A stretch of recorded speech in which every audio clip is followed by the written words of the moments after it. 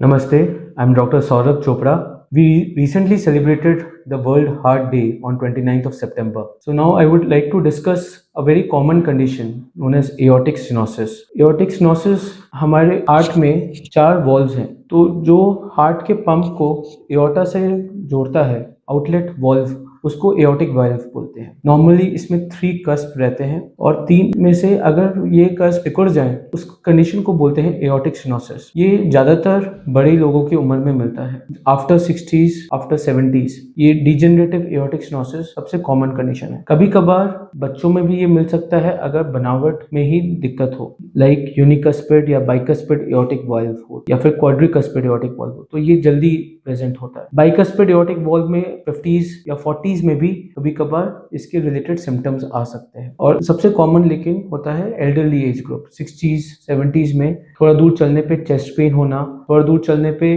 चक्कर खा के गिर जाना या थोड़ी दूर चलने पे सांस फूलना, तो ये एओर्टिक वाल्व में सिकुड़न की तरफ पॉइंट कर सकता है। इसका डायग्नोसिस बहुत सिंपल है।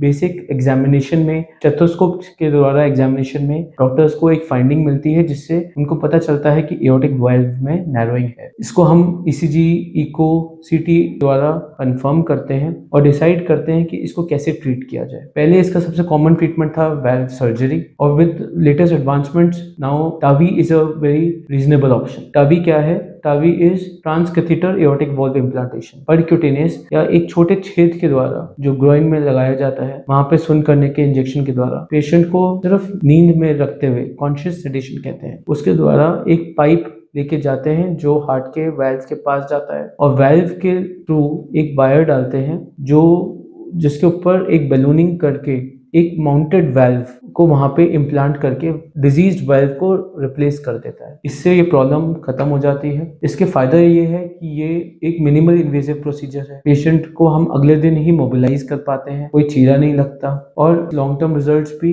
बड़े अच्छे हैं। अब बहुत सारे ट्रायल्स आए हैं जिसमें ये पाया गया है कि इसका रिजल्ट बहुत अच्छा है। पहले ये सिर्फ प्रोहिबिटिव रिस्क, मतलब एल्डरली एज ग्रुप अबव 80-85 में किया जाता था। विद न्यूअर एडवांसमेंट्स अब ये पाया जा रहा है कि कम से कम इवन 75-70 इयर्स के एज ग्रुप में या उससे कम एज में भी अच्छे रिजल्ट्स मिल रहे हैं। अगर पेशेंट को सर्जरी के लिए कोई अदर रिस्क फैक्टर्स हैं like COPD, advance COPD, frail patients, porcelain aorta, तो कुछ कंडीशंस में ये पाया गया है कि सर्जरी ज्यादा खतरा हो सकता है, तो उसमें टावी एक अच्छा आउटकम दे रही है और अच्छा रिजल्ट मिल रहा है लॉन्ग टर्म के लिए। Thank you.